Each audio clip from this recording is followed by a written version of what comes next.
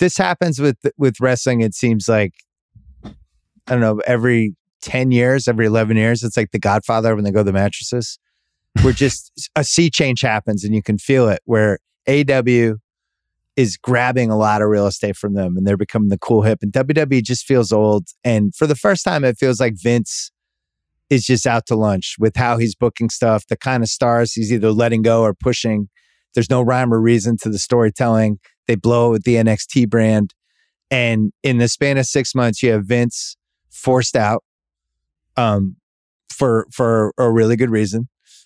Then you have Triple H, who's kicked to the side. Obviously, there was some Vince Triple H stuff going on. You have Nick Khan. So now you have this Nick Khan, Steph, Triple H running the WWE in the way that the fans kind of didn't understand why they weren't running it this way. Getting behind all these different wrestlers, building storylines, having better matches, like actually programming Raw correctly, rejuvenating the NXT, and at the same time, the AEW, I don't want to say it's cratering, but it's in real turmoil. So what do you care about more? Which storyline? Oh my God, that's a tough question. I'll say the story of Triple H coming back, as you said, like almost kicked to the curb, obviously had the health issues, but you could see all the stuff that he had invested in, NXT being the main one, building up these new stars, talent, etc. It all felt like it was being blown up. The theory out there was they went head to head with AEW, they lost, and so Vince wanted to kill it. I actually asked Triple H that question point blank, and he said that's not true, but that's what the internet says. Well, there's a better theory, which is that Vince put it against AEW, knowing that it wasn't going to win, to cut its legs out because he was nervous about Triple H basically on his territory, which, as we know, Vince is a competitive dude. That wouldn't surprise me. I can't believe how quickly things have turned. Like for me, I remember us talking the last time we spoke, they had just announced Roman Reigns versus Brock Lesnar as the main event for SummerSlam. And I remember saying it was boring. It was tired. We've seen it a million times. We saw it at WrestleMania. It wasn't a good match. I'm tired of this. It was lazy booking. It was the same old, same old. Triple H comes in, and the vibe, the atmosphere, the originality, the unpredictability of it all, it has been amazing. And, you know, I've gone to 2 events since the change. One was SummerSlam, it was too fresh. The other one was Clash at the Castle in Wales. And you get to talk to some of the guys and women as well. And the vibe and the mood surrounding the product, surrounding the company, surrounding the business has dramatically changed. There's so much optimism. There's so much positivity. Everyone, you know what it feels like? It feels like when there's a coaching change mid-season and, you know, one of the boys gets promoted from, you know, the being a bench coach to, you know, the interim job, if you will, even though he's not interim, but you get what I'm saying. And then the team goes on a 10-game winning streak because they want to win for him. And it seems like everyone wants to win for Triple H and for Stephanie. They're all beloved. Like no one says a negative thing about them. And I think the little things that Nick has done, obviously I always say, you know, we used to work together, but they're bringing these fun little things like the press conferences. I like this stuff. It's making it feel real. The stare downs. I think there's more of that to come as well. He's stealing some UFC stuff that I think is smart. Why not? Yeah, why not? By the way, UFC has stolen a bunch from them. Steal from UFC as well. No problem. And Nick is obviously a longtime boxing guy as well. Plus, well, and he's also stealing from the history, because we broke this on the Ringer that Survivor Series is turning into Survivor Series War Games. They're doing it in Boston, one of the only locations where nobody goes away for Thanksgiving. Everyone's going to be around. The crowd's going to be great. The War Games thing is still like one of the coolest revolutionary ideas in the history of wrestling, and it'll be really cool. But there's real thought being put into this stuff now versus just running it back.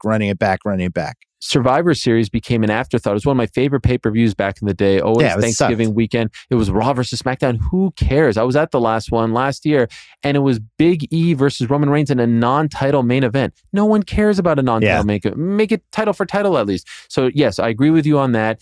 And you know what I love? All the dudes that got let go over the past year that everyone was up in arms about, they're all slowly but surely coming back. He's re-signing all of them. The Karrion Crosses of the world. There's a lot of buzz right now that Bray Wyatt's going to come back this Friday. A lot of people, Braun Strowman, like Triple H. The guy little Johnny Gargano come back. One of my son's favorites. Johnny He's Gargano. back. It's amazing. It's amazing. Like all these guys who over the past year, it was just like fired. Yeah. They're getting their YouTube channels back. Like the positivity and the vibe. Who would have predicted this? Honestly, who would have predicted this 3 months ago that WWE would now be on fire and AEW kind of floundering? Now, I will say, AEW, Ratings pretty good. They had 1.2 last week. AEW is fine. This is the first time they've had to deal with a little some of the stuff that pops up if you're running a wrestling league, federation, whatever it's called. When the inmates are running the asylum, when you got all these guys as quote unquote VPs, it's bound to mess up. Just ask WCW circa 1998. Oh yeah, MJF. They're repeating It's so funny. Tony Khan, who runs AEW, who I think one of the reasons AEW succeeded was he was a student of the history of wrestling, and he really, I think, smartly put together this thing with Cody Rhodes and some of these other guys for how do we stand out against WWE, and it worked. And then he completely replicates 98 WCW, which I thought, you know this. You probably have the old Dave Meltzer newsletters about how this fell apart, and you're just redoing this? Crazy. Mess. That press conference was a mess, but MJF, in my opinion, right now, pound for pound, the biggest attraction in the business. I mean, that guy, the promos. Are you a fan of his? Do you watch his stuff? Well, when I asked you before, who's the guy in the UFC? Yeah. If MJF would be if that had been the question for wrestling, it'd be MJF. Like, he's got to be, if there's a number one draft pick, if AEW and WWE blows up and we could just start over, who's the number one pick? 1,000%. He's 26, and he's taking a page out of the NBA where he's talking about the bidding war for 24, where he's going to be a free agent. January. He's talking about the date. He says January 1st, 2024, I'm going to be a free agent. He's actually making this into a thing. Yeah. And he talks about Nick and Bruce Pritchard on AEW. Now, who knows what's a work, what's a shoot, but you know us wrestling fans, we love this stuff. We can't get enough of this stuff. So he's saying, I'm going to go over there to the real wrestling company. We love this stuff. What he is doing, he's the best heel in the business. He's the best performer in the business. He's shades of Roddy Piper circa 1987. I'm glad you said that. He's the first guy in almost 40 years that reminds me of Piper. He's amazing. Because I thought Piper was a one-on-one unicorn. People have tried to dabble toward imitating some of it, but it was unimitatable. Some of the stuff hasn't aged well, we should mention, but he was just an insane, incredible wrestling heel. And this guy has it, and he has the ability. I think The Rock had it before The Rock got turned into a good guy, where the ability to walk into a ring and kind of size it up, and everybody hates you, and bask in it, and then make them hate you a little bit more, but they're still loving the hating you part. That's what he has. The most, and I agree with that, the most impressive thing that MJF has done as of late was the Wednesday after that bizarro press conference and everything seemed to, go to hell with AEW. He comes out in Buffalo wearing a Josh Allen jersey, and everyone loves him. He's the savior. He's back. And he got somehow the fans who were cheering him, giving him a standing ovation, going nuts for him, to turn on him because he is so damn good. Like, he came out and then threw the curveball and wiped his butt with the jersey. And it was so amazing. Like, this guy, the biggest challenge for him now is, as you know, people love to cheer the bad guys in wrestling. It's like the cool thing to do. They're going to start rooting for him. Yeah, I don't think he's going to be able to. Piper turned into a good guy. Yeah. Which is incredible. Piper did some of the most evil stuff we've ever had in wrestling. I think the gimmick of wearing the jersey in the town and then turning on the jersey and that's never not worked. It never makes people fails. so mad. You do it in Kansas City. You could do it in Buffalo, Minnesota. Pick a city. We didn't mention there was this huge backstage fight that I thought was, because they've done so much kind of wink stuff at AEW. I was like, I don't believe this. And then people were like, no, this happened. It's and legit. then in the fallout of it, the way it's covered, CM Punk, who's the biggest, at least the most famous person they have, calls out everybody in this press conference for the people listening who don't know, and then ends up getting in a huge fight backstage with the young Bucks, Kenny Omega, who's going to be a free agent soon, it looks like. Yeah. And a real fight where people are getting hit with chairs, people are getting sucker punched, somebody got bit, and now everybody's suspended. And the reason we know it's not a work is because they're not even acknowledging it. They're just not on. They put up Punk's title. Basically, they made it. Yep. They vacated it, and they're kind of pretending it didn't happen. But all the wrestling, in the newsletter, internet, message boards, it's a little like 97, 98. It's funny, wrestling going back to its early internet roots. This is the best, though, right? I even spoke to MJF yesterday. He wouldn't talk about Punk. He wouldn't address Punk. He wouldn't say anything about him, which made me feel like, oh, wow, this is like legit. They're running Arthur Ashe on Wednesday, which is a wild thing. Like, I think great idea. Yeah, it's a great venue. They did it last year. It's a great venue for that.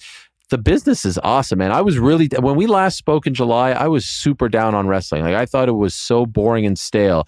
Now, I honestly can't get enough, to the point where my kids and I are buying the cards, the Panini cards, and they're fun. Like the cards are really nice. There's AEW cards and WWE cards. Like I am really into that announcement, that Survivor Series announcement was like, this is another thing that he's reviving. This is another thing that he's bringing back. The one thing I love about Triple H is that he respects the history. It almost felt like Vince would try to spit on the history and ignore the history.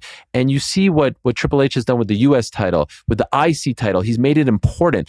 Survivor Series, like one of the pillars of the pay-per-views for WWE all those years, the Big Four, bringing that back. I can't wait to see what he does with Mania. I spoke to him in London a couple of weeks ago, and he gave this like passionate plea to The Rock, like looked right into the camera and cut this promo why The Rock needs to come back to WrestleMania in April at SoFi. I was like, holy crap, this is amazing. Like he's really talking to The Rock right now, unless I was just falling for like a total mark. There's something about that guy. Like he can do no wrong, I think, right now in the fans of in the eyes of the fans, and he hasn't missed. Even this Logan Paul thing, initially when I heard about it, I was like, well, that's a little bit weird. But they're going to get a ton of buzz for it, and it's going to be a fun one-off, and they're going to go their merry way, and no harm, no foul. Well, and he's putting in the time, too. It's not like, a typical celebrity coming in and they don't really... Even like I don't think the Rousey thing has worked at all, and I think they know that now, and she just doesn't have the personality, the charisma. Logan Paul has the charisma. Oh, my God. Tremendous heel. It's not MGF level, but it's a level below. He just gets it. He gets how to connect with the crowd, which is the quality you're looking for. But I think with Triple H, he respects all different types of wrestling bodies and styles. And that's, I think, what Vince lost during those last 10, 12 years. He just wanted like the big guys. He just wanted to... How many times did we see Kane and Undertaker? Oh, yeah. For a 10-year span there. It's like nobody wants to watch this anymore. And it just kept running it back. And you know, one thing that they've gained in all of this that's underrated, but I think is going to be huge for them, I believe strongly, we might have talked about this in the past, like every promotion, it doesn't matter what combat sport, boxing, MMA, wrestling, you need a face. You need a guy on the dais to say like, this is why you need to watch on Saturday and give me your $65. And all the media loves talking to these guys. Dana White, Don King, Bob Arum, Eddie Hearn, etc. Vince was once that guy, but in the last 20 years, the guy did no media. He never showed his face. Now, all of a sudden, if you notice, they've transformed Triple H into that guy. Like when they had the presser, he's up there, he's talking about it, he's doing interviews, he's doing scrums. They've now all of a sudden gotten a face, and it's a recognizable face, and it's a respected face, and it's not just a fake figurehead. It's a guy that you believe is actually running the show, because we know he's running the show. He's the head of creative, and now all of a sudden you've got well, this also guy that somebody who has media. 40 years of interview experience, and he's amazing, doing bits and working with crowds, so he's perfectly suited. They've turned him into like a good guy Dana White. He's showing up there. He's likable. You want to listen to him. You want to talk to him if you're a media guy. He's saying good things. He's rootable, if that's a word. He almost died. He said it himself last year. Like, how can you not root for someone like that? He seems like a family guy. Like, what they're doing now is really smart with him. I love it.